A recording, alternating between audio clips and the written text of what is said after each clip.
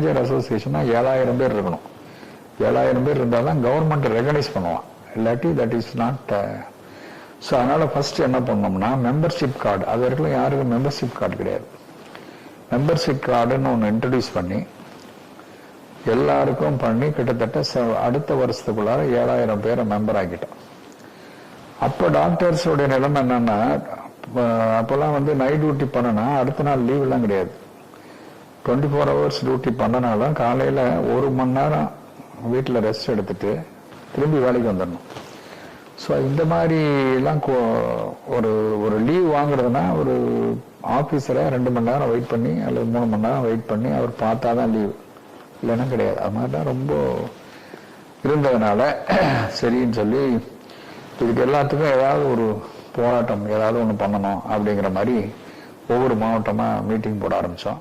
Government என்ன பண்ணா ஒரு 6 மாதத்துக்கு அந்த ஸ்ட்ரைக்குக்கு முதல்ல சித்தா டாக்டருங்களுக்கும் நமக்கும் ஒரே சம்பளம் கொண்டு வந்துட்டான். ஸோ இப்போ சித்தா டாக்டருங்களுக்கு நைட் டியூட்டி கிடையாது, கோர்ட் டியூட்டி கிடையாது, அவங்களுக்கு நேச்சர் நமக்கும். ஸோ இவ்வளவு எக்ஸ்ட்ரா டியூட்டி பண்ணுறப்போ நமக்கு அவங்களுக்கு ஒரே சம்பளங்கிறதுக்காக அதுதான் ஒரே மெயின் காரணம். இப்போ நான் கிளினிக்கலுக்கு என்பிஏ அப்போ வந்து ரொம்ப கம்மி, 125 ரூபா தான் கொடுத்துருந்தாங்க. ஸோ முதல் ஸ்ட்ரைக்கு ஒரு நாள் ஸ்ட்ரைக்கு. பட்டு அப்போல்லாம் அசிஸ்டன்ட் சர்ஜனுங்கிறதுனால சிவில் சர்ஜன்லாம் கொஞ்சம் வேலை, அவங்க கொஞ்சம் பேர் வேலை பார்த்தாங்க. பட் இருந்தால் கூட 90% ஸ்ட்ரைக் சக்ஸஸ் ஆயிடுச்சு. ஸோ அப்போ நெகோசியேஷனில் கூப்பிட்டு ஃபர்ஸ்ட் டைமாக வந்து நமக்கு ஸ்பெஷல் பே 300 ரூபா கொடுத்தாங்க. நமக்கும் சித்தா டாக்டருக்கும் 300 ரூபா சம்பளம் அதிகம் கொடுத்தாங்க. நான் கிளினிக்கலுக்கு என்பிஏ வந்து 500 ரூபா பண்ணி கொடுத்தாங்க. இந்த 150 ரூபாயிலிருந்து 500 ருபீஸ் பண்ணி கொடுத்தாங்க. அதுதான் நம்ம தமிழ்நாடு அரசு டாக்டர்கள் சங்கத்தில் நடத்தின முதல் மிகப்பெரிய போராட்டம். அதை நினைவு வச்சு நாங்கள் பின்னாடி அசிஸ்டன்ட் சர்ஜன்ஸ் டேன்னு கூட அந்த February 23 அப்படியே பண்ணிட்டு இருந்தாங்க. பட் நாளடைவில் அது அப்படியே மறந்து போச்சு.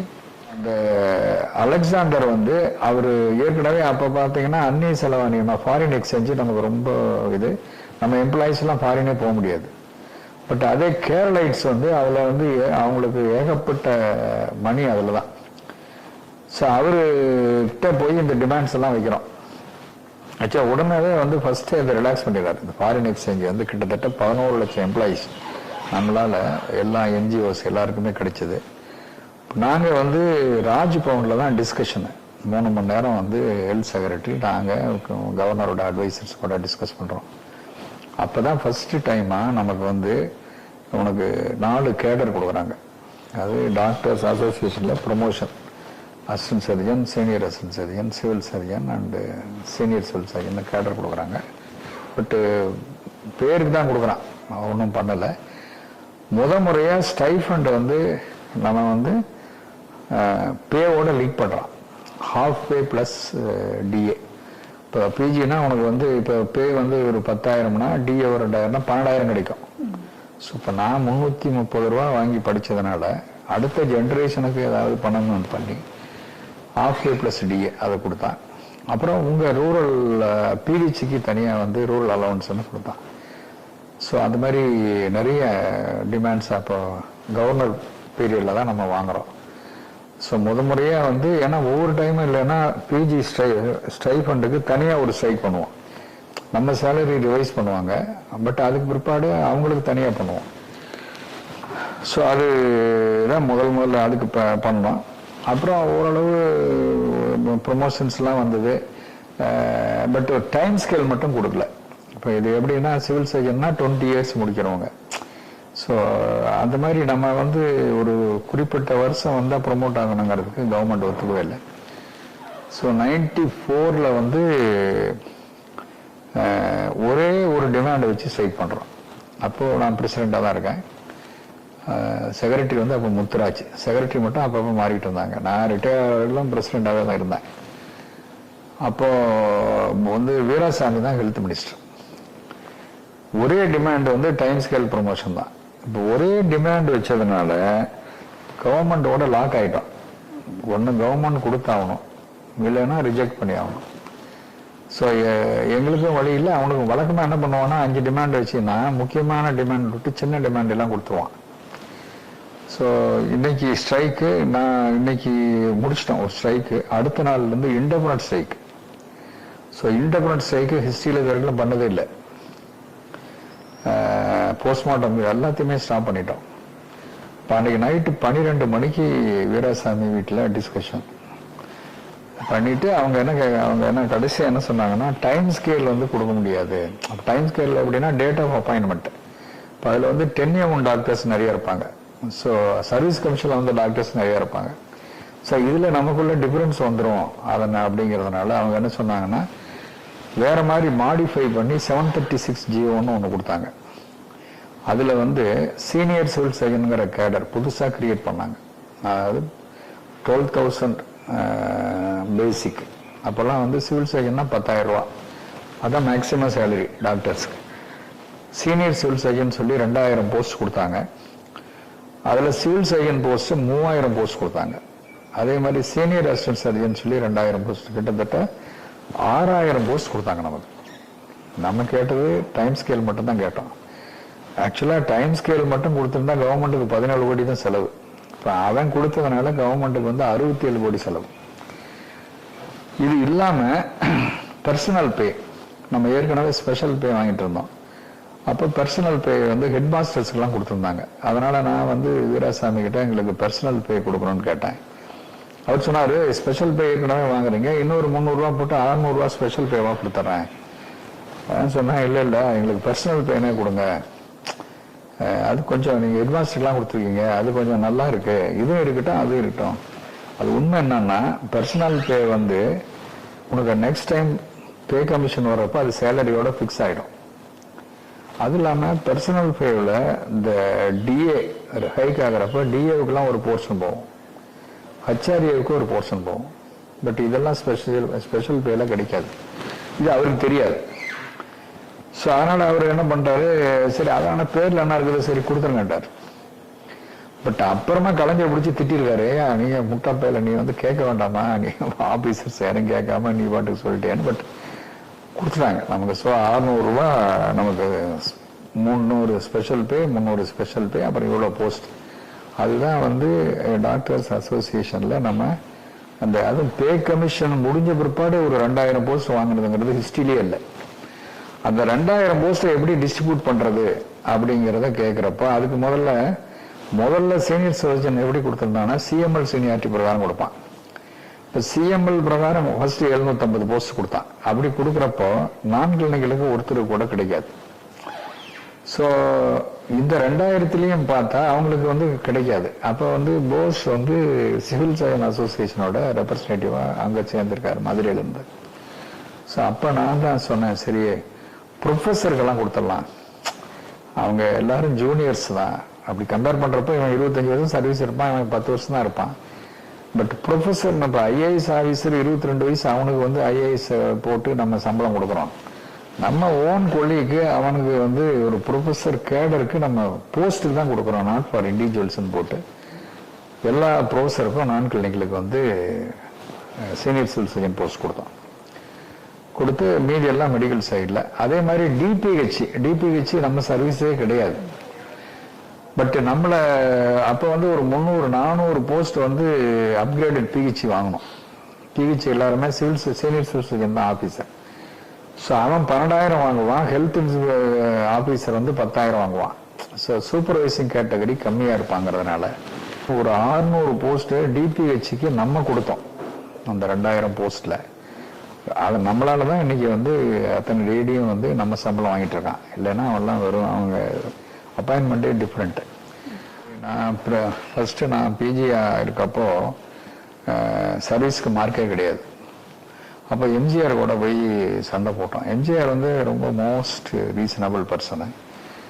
அப்போ சர்வீஸ்க்கு என்ன பண்ணாருன்னா, அவர் வந்து சர்வீஸ்க்கு ஒரு மார்க்குன்னு கொடுத்துட்டு மேக்சிமம் 20 மார்க்ஸ் கொடுத்தாரு.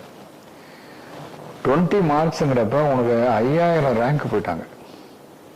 ஸோ அப்போ பிஜி ஆனவங்க எல்லாருமே வயசானவங்க தான். ஏன்னா அவன் 20 மார்க் வெளியே வாங்கிடுறான். அவர் 5 மார்க் வாங்க 30 அதில் பாதி பேர் டிஸ்கண்டினியூ பண்ணிட்டான். அவனால் பிஜி படிக்க முடியல. ஏன்னா எல்லாருமே வயசான ஆளுங்க. அப்புறம் வந்து அப்போ ப்ரைவேட்டுக்கெல்லாம் மார்க் கிடையாது, only for service PGs for 20 marks. ஒரு 2 இயர்ஸ் கழிச்சு அப்புறம் எம்ஜிஆரே கூப்பிட்டாரு. இந்த மாதிரி அதில் பாதி இவ்வளோ பேர் அவங்க ஸ்டாட்டிஸ்டிக்ஸ் போட்டிருந்தாங்க. 25% கோர்ஸை டிஸ்கன்டினியூ பண்ணிடுறாங்க, மீதி எல்லாமே ஃபெயில் ஆகிடுறாங்க. நீங்கள் கொஞ்சம் சொல்லுங்கள். ஸோ அப்புறம் 1 மார்க் பர் இயர் அது என்ன இருக்குது 1 மார்க்கு. அப்போ வந்து பிஜி ப்ரைவேட் பிஜிஸ் எல்லாம் ஒரு ஸ்ட்ரைக் பண்ணாங்க. ஸோ அப்போ கவர்மெண்ட் எங்கள் கூட கேட்டாங்க, நீங்கள் என்ன பண்ணுறீங்க அப்படின்னு. நாங்கள் சொன்னோம், அது அவங்களுக்கு இயர் ஆஃப் சர்வீஸ். இப்போ நமக்கு எப்படி சர்வீஸோ அவங்களுக்கும் இயர் ஆஃப் சர்வீஸ் 5 வருஷம் முடிச்சிருந்தா 5 மார்க். பட் அதில் நமக்கு வந்து பிஹெச்சிக்கு மட்டும் வந்து நம்ம வந்து 2 மார்க்ஸ் பர் இயர், ஹில் ஸ்டேஷனுக்கு 2 மார்க்ஸ் பர் இயர், அதெல்லாம் நம்ம பீரியடில் தான் வாங்கி கொடுத்தோம். அதே மாதிரி பிஹெச்சி ரூரல் அலோவன்ஸ்னு இருந்தது. ரூரல் அலோவன்ஸுங்கிறப்போ உனக்கு சிட்டி பக்கம், இப்போ மதுரை, மெட்ராஸு, கோயம்புத்தூருக்கு பக்கமாக இருக்கிற பிஹெச்சிஸ் எல்லாம் அது வராது. ஸோ அதனால் அதை மாற்றி பிஹெச்சி அலோவன்ஸ் மாற்றி கொடுத்தோம். அப்புறம் மத்தியில் டிஎம்கே கவர்மெண்ட்ல ஒரு 2 சட்டம் போட்டாங்க. ஒன்று வந்து பிஹெச்சி டாக்டர்ஸ் எல்லாம் வந்து 24 ஹவர்ஸ் டியூட்டி பண்ணணும். ரெண்டாவது ஜோனல் சிஸ்டம்னு ஒன்று கொண்டு வந்தாங்க. அதாவது ஒரு தமிழ்நாட்டை 4 ஜோனாக பிரிச்சுட்டு, இப்போ வெஸ்ட் ஜோன், ஈஸ்ட் ஜோன், அந்த மாதிரி 4 ஜோன். அந்த ஜோனில் வந்து அப்பாயின்மெண்ட் கிடைச்சா 15 வருஷம் அந்த ஜோனில் தான் இருக்கணும். இப்போ நீ ஒரு ஜோன்லையும் ஹஸ்பண்ட் இன்னொரு ஜோனில் இருந்தானா நீங்கள் வாழ்க்கை பூரா தனியாகவே தான் இருக்கணும். ஸோ அப்புறம் வந்து கலைஞர் பேரில் தான் பண்ணது அது. அப்புறம் மறுபடியும் கலைஞர் கூட ஒரு அப்பாயின்மெண்ட் வாங்கி டிஸ்கஸ் பண்ணி எக்ஸ்பிளைன் பண்ணோம். இப்போ நான் சொன்னேன், பிஹெச்சியில் வந்து நீங்கள் நைட்டில் ஒரு பேஷண்ட் ஹார்ட் அட்டாக் வரான், பாதி நேரம் அங்கே வந்து வண்டி இருக்காது, மீதி நேரம் டீசல் இருக்காது, டாக்டர் சில நேரம் இருக்க மாட்டான். ஸோ பேஷண்ட் செத்து போயிடுவான். இப்போ ஒரு நல்ல சென்டர்னா போனால் வைத்தியம் உடனே பார்ப்பாங்க. அதனால் இது வந்து சரியாக வராதுன்னு சொல்லி அதை எடுத்துட்டாரு. இப்போ இது சொன்னால் இந்த மாதிரி நிறைய பேருக்கு கல்யாணமே ஆக மாட்டேங்குது, கல்யாணமானவனுக்கு குழந்தை பிறக்க மாட்டேங்குது. நீங்கள் இந்த மாதிரி பிரித்து வச்சா எப்படி சார், அதெல்லாம் சரியாக வராதுன்னு சொல்லி அதையும் வந்து எடுத்துட்டோம். ஸோ இந்த மாதிரி அதே மாதிரி உனக்கு ஹானரி சிஸ்டம் இருந்தது. இப்போ நம்ம டாக்டர்ஸ்லேயே ஹானரிஸ்லாம் வந்து இப்போ ரங்கபாசியம் பெரிய பெரிய ஆளுங்க, அவங்கெல்லாம் கொஞ்சம் நியாயமாகவும் ரொம்ப நல்ல டீச்சர்ஸு. பட் சப்ஸ்குவெண்ட்டாக வரவங்களாம் என்ன பண்ணால், அந்த கவர்மெண்ட் ஹாஸ்பிட்டலில் அவங்க பேஷண்ட்டை கூப்பிட்டு வர்றது, இங்கேருந்து திங்ஸை எடுத்துகிட்டு போகிறது, மிஸ்யூஸ் பண்ண ஆரம்பித்தாங்க.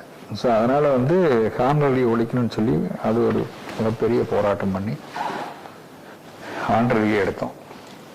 அதே மாதிரி மெட்ராஸ் மெடிக்கல் காலேஜை டீம்டு யூனிவர்சிட்டியாக போட்டு ஒரு ஜிஓ போட்டான். இருக்கிறதுலேயே தமிழ்நாட்டுக்கு ஒரே ஒரு பிரைவேட் எம்எம்சி தான், அதையும் வந்து டீம்டு யூனிவர்சிட்டி ஆகிட்டா என்னன்னு சொல்லி அதுக்கு பயங்கரமாக அதுக்கு ஒரு போராட்டம் நடத்தி அதையும் கேன்சல். நிறைய ரிஃபார்ம்ஸ்லாம் கொண்டு வந்தோம். அப்போ தான் வந்து இப்போ எக்ஸாமினர்ஸ்க்கெல்லாம் ஃப்ளைட் சார்ஜ் கொண்டு வந்தோம். இங்கே மெம்பர்ஸ்க்கெல்லாம் எங்களுக்கே வந்து செகண்ட் ஏசி தான், அதையெல்லாம் மாற்றி ஃபர்ஸ்ட் ஏசி கொண்டு வந்தோம். இந்த ரெனுமரேஷன்ஸ்லாம் நிறைய ரிவர்ஸ் பண்ணோம். பட் அப்போ பண்ணணும் தான், அது வரைக்கும் இன்னி வரைக்கும் அதை பண்ணலை. அது அப்படியே ஆமாம் டிஎன்எம்எஸ்சி. ஆமாம் பில்டிங் வந்துட்டு நான் ஃபர்ஸ்ட் பிரசிடென்ட் ஆகிறப்போ உனக்கு வந்து இதில் 100 ஃபீட் ரோடில் இருந்தது ஆஃபீஸ் இருந்தது. அது ஹவுசிங் போர்டில் அந்த காலத்தில் வாங்கியிருந்தாங்க.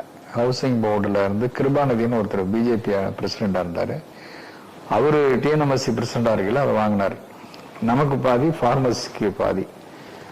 அதெல்லாம் ரொம்ப சின்ன இடம், அதில் ஒரு ஃபெசிலிட்டிஸும் இல்லை. அப்போவே முடிவு பண்ணோம் நம்ம வந்து ஒரு நல்ல இடம் பார்க்கணும் அப்படின்ட்டு. அதில் மெம்பர்ஸு ப்ராப்ளம், பணம் ப்ராப்ளம், இந்த மாதிரி தகராறு. அப்புறம் ஒரு ஸ்டேஜ் ஆனவுடனே நாங்கள் ஹிந்துவில் அட்வர்டைஸ் பண்ணி இந்த இடம் பொன்னமல்லி மெயின் ரோட்டில் ஃபஸ்ட்டு இடம், நல்ல இடம் கிடைச்சிது. ஸோ அப்போ வந்து அது 4 கோடிக்கு வாங்கினோம். 4 கோடி வாங்கினோம். அப்போ நிறைய மெம்பர்ஸ் வில்லிங் இல்லை, பட் என்னோட இதுக்காக பண்ணி அந்த பில்டிங் வந்து நான் எம்சிஏ பார்த்துட்டு முதல்ல வந்து எல்லாம் இந்த மாதிரி தான் போட்டதாக இருந்தோம். அப்புறமா பூராமே கிரானைட் போட்டு அதை ஓப்பனிங் செரிமனி வந்து நம்ம ஆக்சுவலாக முதல்ல ஹெல்த் மினிஸ்டர் தான் ஓப்பன் பண்ணுறதா இருந்தது. ஹெல்த் மினிஸ்டர் விஎஸ் விஜய் என் கிளாஸ்மேட்டு டேட்லாம் ஃபிக்ஸ் பண்ணிட்டான். அப்புறம் திடீர்னு நான் ஒரு நாள் முடிவெட்டிட்டு இருக்கப்போ எனக்கு ஃபோன் வந்தது. ஃபோன் வந்து இந்த மாதிரி சிஎம் வந்து ஓப்பன் பண்ணுறேன்ட்டாங்கப்பா, நீ நாளைக்கு காலையில் உடனே புறப்பட்டு வந்துருன்ட்டு. ஏன்னா சிஎம் ஓப்பன் பண்ணுறதுன்னா 2 நாள் ட்ரைனிங் கொடுப்பான். நீ எங்கே நடக்கணும், எப்படி திரும்பணும், எப்போ நிற்கணும், எவ்வளோ பேசணும். ஸோ அப்புறம் பண்ணிட்டு அப்புறம் சிஎம் தான் ஜெயலலிதா தான் ஓப்பன் பண்ணாங்க அந்த பில்டிங்கை. அது வந்து ஒரு பெரிய அக்கேஷனு. அதே மாதிரி ஐஎம்ஏலையும் உனக்கு கெஸ்ட் ஹவுஸ் நான் தான் ஓப்பன் பண்ணேன். நீங்கள் தங்கியிருந்தீங்களா, இங்கெல்லாம் போகல. அந்த கெஸ்ட் ஹவுஸ் வந்து நான் பிரசிடண்டா இருக்கையில தான் வந்து ஏற்கனவே சேத்துப்பட்டில் ஒரு கெஸ்ட் ஹவுஸ் இருந்தது. பட் மவுண்ட் ரோடுனா நமக்கு வந்து ஏர்போர்ட்டுக்கு போறதுக்கு, ஆபீஸ் போறதுக்கு இதுக்கெல்லாம் ஒரு இடம் வேணும்னு அதையும் 4 கோடி 4 crores நானும் ஜெயலலிதா செக்ரட்டரி இருந்தார் எனக்கு. அப்போ எங்க பீரியட்ல தான் வாங்கினோம். ஸோ அது நம்ம இருக்கிறப்போ நம்மளால ஏதாவது ஒண்ணு அடுத்த ஜெனரேஷனுக்கு யூஸ்ஃபுல்லா இருக்கிறத பண்ணணும். இப்ப நம்ம மரம் வச்சோமா நம்ம அதுல இருக்க முடியாது, நம்ம பேரன் தான் இருப்பான். அந்த இதுல பண்ணது இதெல்லாம். அப்புறம் 10A1 கேண்டிடேட்ஸ் நிறைய பேர் நீங்க தான் ரெகுலரைஸ் பண்ணியிருக்கீங்க. ஆமா, 10A1 நம்ம தனபால் இந்த சூப்பரண்டா இருக்கானே தனபால், அந்த மாதிரி ஒரு 500 பேரை டிஎம்கே கவர்மெண்ட்ல வந்து அப்பெல்லாம் வந்து 25,000 ரூபாய் பணம் வாங்கிட்டு அவங்க 10A1 எடுத்தாங்க. ஸோ நம்ம வந்து அந்த மாதிரி ஒரு கேட்டகரி, ஏன்னா சர்வீஸ் கமிஷன் தான் வந்து இருக்கப்போ அதை வயலேட் பண்ணி எடுத்தாங்க. பட் இவங்க எல்லாருமே 1 வருஷம் சர்வீஸ் பண்ணிட்டாங்க. ஸோ அவங்க இப்போ வேலையை விட்டு எடுத்தா அவங்க, ஸோ அதனால அவங்க பஞ்சாயத்து யூனியன்ல அதே மாதிரி நிறைய டாக்டர்ஸ் ஒர்க் பண்ணிட்டு இருந்தாங்க. இப்போ அவங்களும் கவர்மெண்ட் இதுதான். ஸோ அப்போ அதுக்கு சண்டை போட்டு ஆக்சுவலா 2 கவர்மெண்ட்டோட சண்டை போட்டு கடைசியா முத்துசாமி ஹெல்த் மினிஸ்டர் இருக்கையில ஏடிஎம்கே பீரியட்ல தான் அவங்களுக்கு ஒரு ஸ்பெஷல் டெஸ்ட் வச்சு, ஏன்னா ப்ரொவிஷன் கிடையாது, நேரம் அவங்களை அப்சர்வ் பண்ண முடியாது. இப்போ நான் சொன்னேன் இவெல்லாம் பரீட்சை வச்சா ஒருத்தன் கூட பாஸ் பண்ண மாட்டான். இப்போ அவர் சொன்னாரு பரீட்சை அட்டன் பண்ணா போதும், அவன் பாஸ் பண்ண வேண்டாம். ஸோ அந்த மாதிரி அட்டன் பண்ணவங்க எல்லாருக்குமே பாஸ் பண்ணி ரெகுலரைஸ் பண்ணி இப்போ அவள் நிறைய பேர் டீன் ஆயிட்டாங்க. நிறைய பேர் அதே மாதிரி பஞ்சாயத்து யூனியன் டாக்டர்ஸையும் நம்ம கவர்மெண்ட் டாக்டரை கொண்டு வந்து அவங்களுக்கு அந்த பஞ்சாயத்து சர்வீஸை கவுண்ட் பண்ணி இப்போ அவங்களும் நம்ம சர்வீஸ்ல கொண்டு வந்துட்டோம். ஸோ நம்ம பீரியட்லயே இந்த ஒர்க் எல்லாத்தையும் நம்ம பண்ணிட்டோம். அப்புறம் எம்ஜிஆர் யூனிவர்சிட்டியில வருஷம் வருஷம் பெஸ்ட் டாக்டர் அவார்டு கொடுக்குறாங்க, அது நீங்க இனிஷியேட் பண்ணதா? ஆமா, நான் வந்து ஆக்சுவலா அந்த எம்ஜிஆர் யூனிவர்சிட்டியோட ரெஜிஸ்ட்ராரை செலக்ட் பண்ற கமிட்டிலேயே நான் தான் இருந்தேன். இப்போ அந்த ஹையஸ்ட் போஸ்ட் செலக்ஷன் கமிட்டி, ஏன்னா கவர்னிங் கவுன்சில் மெம்பர்ல ஒருத்தர் போடணும். பெஸ்ட் டாக்டர் அவார்ட்ஸ் வந்து நம்ம தான் பண்ணணும். அதுல அவர் ரொம்ப மயில்வாகனன் ரொம்ப டாக்டர் ஃப்ரெண்ட்லிங்கிறதுனால, பட் அது ஒரு எல்லாருக்குமே கொடுத்துட்டாரு. ஆல்மோஸ்ட் ஒரு வருஷத்துக்கு 50 பேர் அவர் பீரியட்ல அந்த அளவு கொடுத்தாரு. கவர்னிங் இந்த டிஎஸ்சி மட்டும்